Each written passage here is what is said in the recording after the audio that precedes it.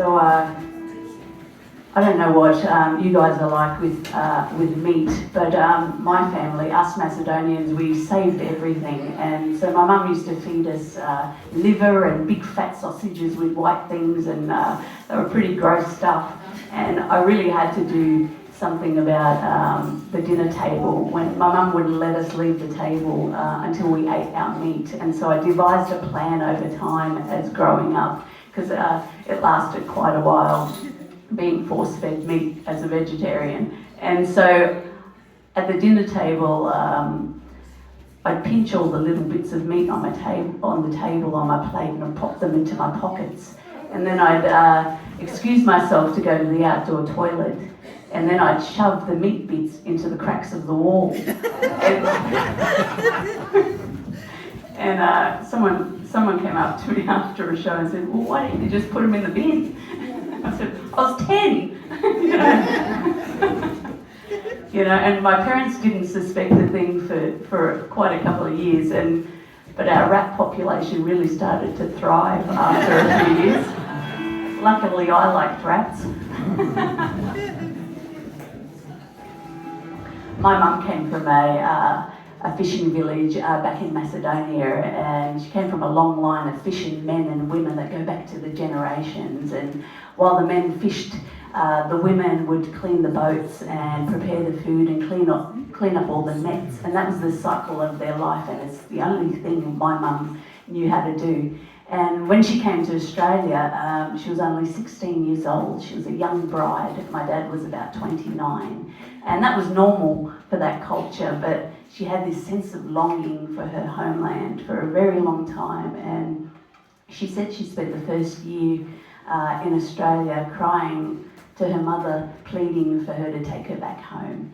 And I didn't write this next song. It's a song that kind of found me, and the story really resonated with my mum's migration story, and it speaks of a young bride just like my mum who comes to a foreign land, and she speaks to her mother and she said, "Mother, why have you forsaken me in this foreign land?"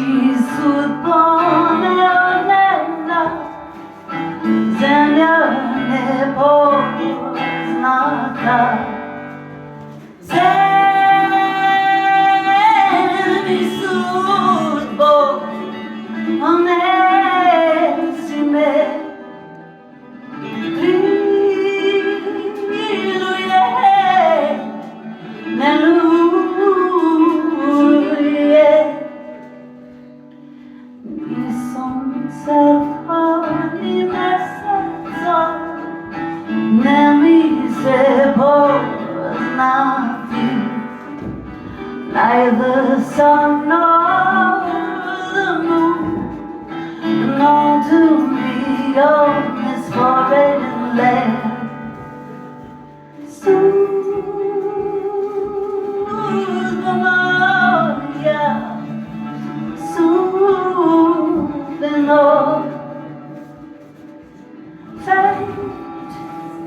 My